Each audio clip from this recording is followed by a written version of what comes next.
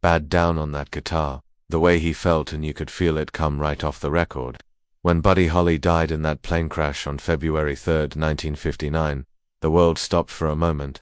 The 22-year-old rock and roll prodigy, known for hits like Peggy Sue, That'll Be the Day, and Every Day, had become one of the brightest stars of his generation. He had just begun to reshape music history, steering rock and roll away from its origins and into a new, more personal and emotional direction. But that day, the day the music died, as Don McLean would later put it in his haunting ballad, American Pie, was more than just a tragedy. It was a moment that forever altered the trajectory of the people who knew and loved him, none more so than his wife, María Elena Holly. She was just 19 years old, newly married and carrying the child of the man who had brought her into a world of dazzling fame and adoration. But when the time came to bury Buddy Holly, to lower him into the cold, unforgiving ground in Latch, Texas, María Elena made a shocking decision that bewildered fans, family, and friends alike. She didn't go to the funeral. For more than 6 decades, people assumed she was simply too heartbroken to attend, that the grief was too raw, too unbearable.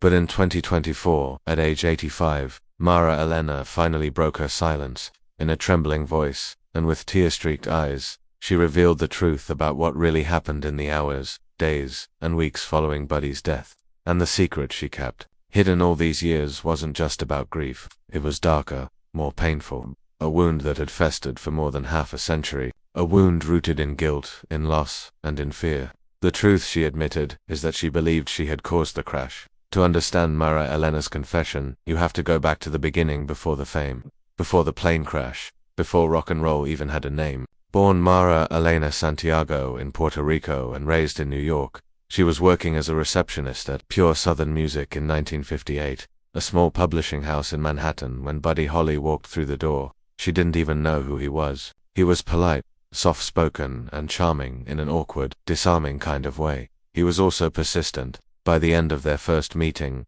he had asked her out to dinner. Less than 2 months later, they were married. Some people said it was too fast, that she didn't really know him, that he was just a passing star and she was caught in his orbit. But María Elena always insisted it was love at first sight. In interviews, she would talk about how Buddy made her feel safe, how he wrote songs for her and wanted a big family. They were planning to move to New York permanently, away from the pressures of touring and the politics of the music industry.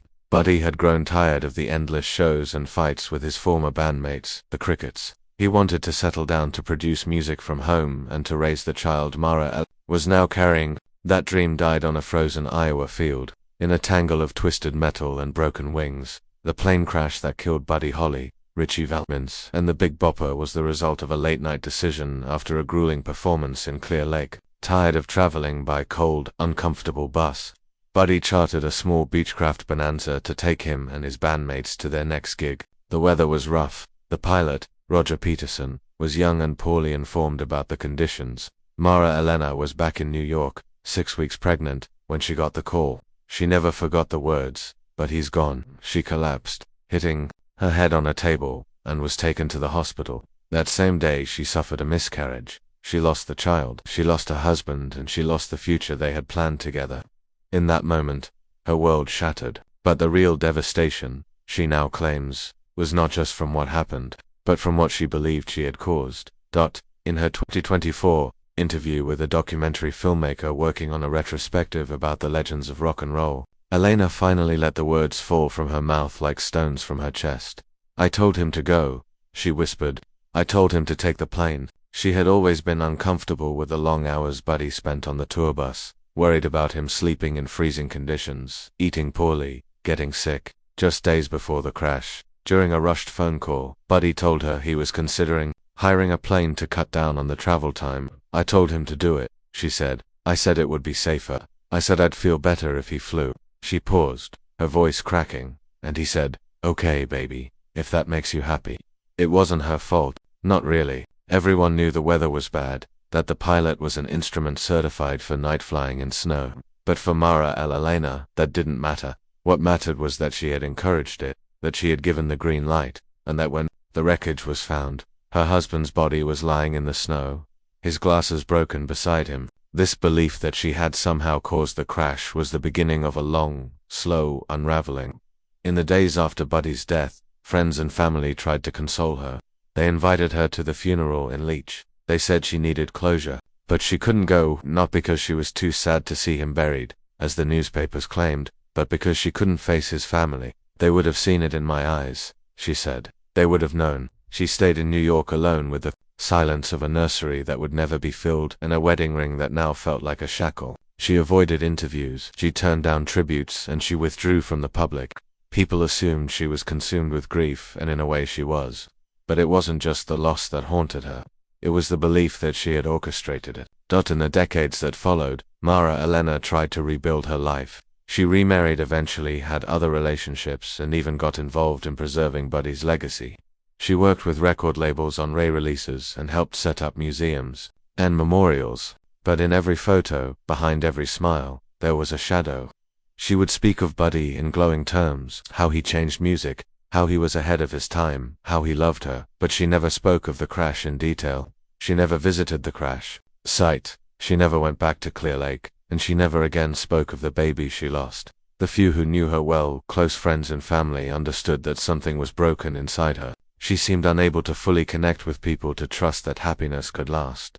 "I was cursed," she once told a friend, "and I cursed him too without knowing." Over time, the mystery of María Elena's absence from the funeral faded into the background. Younger generations who discovered Buddy Holly through films like The Buddy Holly Story or musical tributes like those by Paul McCartney and Bruce Springsteen didn't even know her name. But to those who followed the story closely, her absence remained a puzzle. Why had the wife of one of rock's greatest legends not attended the final goodbye?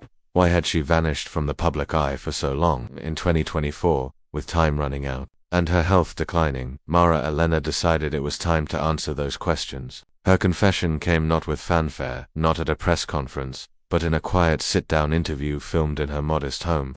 There was no makeup, no lighting crew, just a woman at the end of her life telling the story she had hidden for 65 years. She spoke of dreams that turned to nightmares, of waking up in the middle of the night, hearing Buddy's voice, only to find silence, of guilt that gnawed at her like a parasite, slowly feeding on her joy. "People talk about grief like it's a wave," she said. "But for me it was a tide that never went out." She described how she kept the last letter. Buddy had written her a scribbled note on hotel stationery sent just 2 days before the crash. He told her he missed her, that he couldn't wait to come home, that he had ideas for new songs. "I read it until the ink started to fade." She said it was the last thing he gave me. She also revealed that she kept a small box hidden in the back of her closet. Inside were his glasses found near the crash site, returned to her by authorities. She never showed them to anyone. "They were too real," she whispered, "too final." And yet, as she told her story, there was something else, something darker still that she hinted at, but didn't fully explain. "There was more to that night than anyone knows," she said cryptically. "Things I saw, things I was told afterward. I never spoke about them. I couldn't." What did she mean? Was there something else at play the night of the crash? Had she been warned? Had she received some message or threat? The interviewer asked gently, but Marlena only shook her head. "Maybe someday," she said, "but not yet." Her voice, though frail, carried a weight that suggested she knew more than she was saying. And with that, the first part of her story came to a close. Subscribe to Hollywood Untold for more emotional stories behind music legends and the feuds that shaped rock history. Tap the bell to never miss a beat.